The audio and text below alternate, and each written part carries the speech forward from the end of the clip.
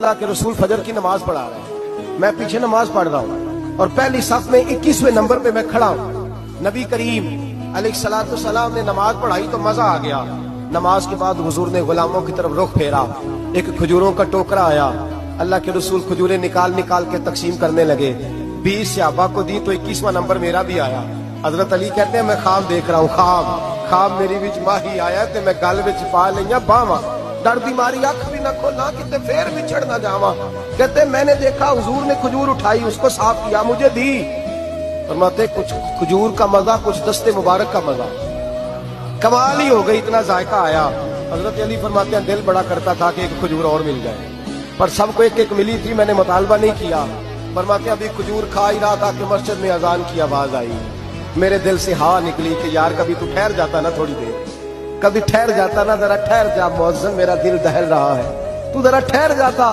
کہتے ہیں اٹھا، وضو کیا، سنت پڑھی، بوجھل قدموں سے مسجد گیا، پہلی صف میں کونے میں بیٹھ گیا۔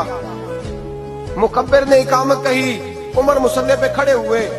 کہتے ہیں میں چونکا اس وقت جب عمر فاروق نے بھی وہی صورتیں شروع کر دی جو رات خواب میں رسول پاک نے پڑھی تھی۔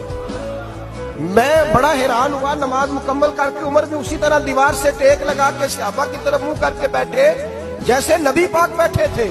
حد ہو گئی کہ کھجوروں کا ٹوکرا بھی آ گیا۔ کہتے ہیں فاروق اعظم بانٹنے بھی لگے، 21واں نمبر میرا بھی لگ گیا۔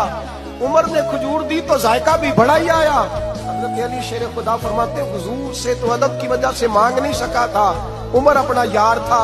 ایک کھجور کھائی تو میں نے کہا عمر یار ایک اور دے دے، تو کہتے ہیں فاروق اعظم نے ٹوکری میں ہاتھ رکھا، کھجور صاف کی، میں سمجھا ملنے لگی ہے۔ عمر نے صاف کر کے اٹھا کے دوسرے صحابی کو دے کے کہنے لگی علی چپ کر یار، اگر رات کو نبی پاک سے دوسری مانگتا تو میں بھی سویرے تجھے دوسری دے دیں۔